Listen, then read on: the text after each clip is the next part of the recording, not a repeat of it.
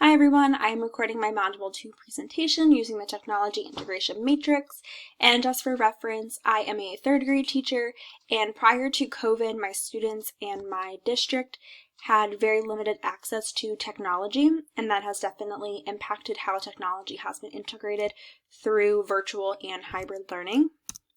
So for ACTIVE, I rated myself on the adoption level, because like I said, my students did not have a huge conceptual knowledge or procedural knowledge of using technology. I've had to give a lot of step-by-step directions, controlling the pace through activities and projects to allow them to be successful.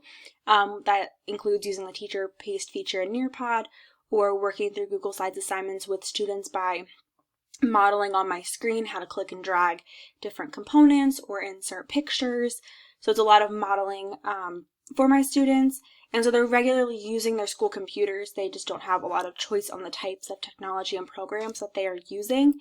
And like I said, as my students have more experience with technology, I'm hoping that I will be able to transition to more of an active adaptation role where I'm a facilitator with technology and my students have more ownership and choice and exploration. As far as collaborative, I rated myself at the adaptation level. We are currently and have been all year using Zoom, and that helps connect my students at home and in person. And my students have quickly learned how to use the breakout rooms, the chat features, reactions to communicate with myself and each other on Zoom, even if we're not all in the same place. My students also use Google Slides to work on assignments together with the share feature. That way I can monitor group work, and I use that a lot for guided reading, where my students will all work on a response together or a click and drag activity. They'll work together on that in like groups of 3 to 4 students, and also using programs like Google Jamboard, where I can have that posted and displayed on the screen, and students can post questions or comments and share them with the class.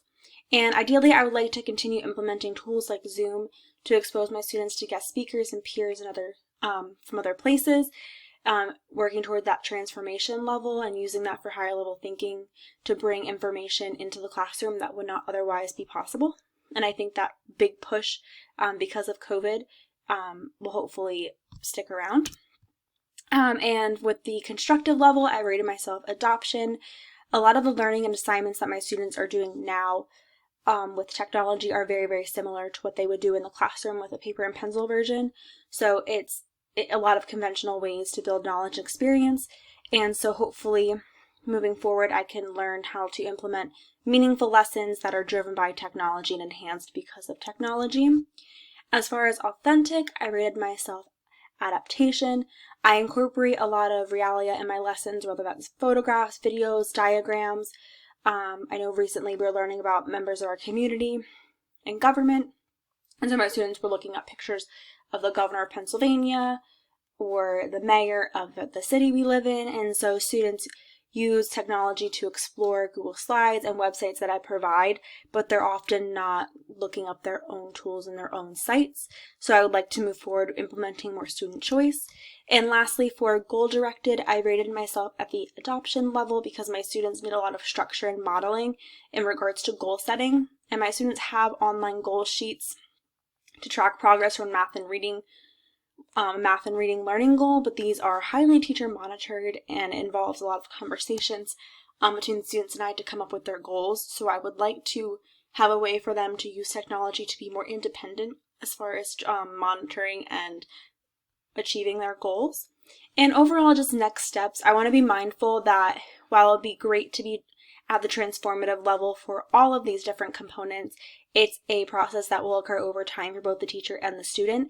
It takes time for teachers to learn how to use technology in their classroom and use it effectively, but it also takes time for the students to learn how to use it, especially if technology is a new thing for them where they haven't had a lot of experience using technology previously in their education or even in their home lives.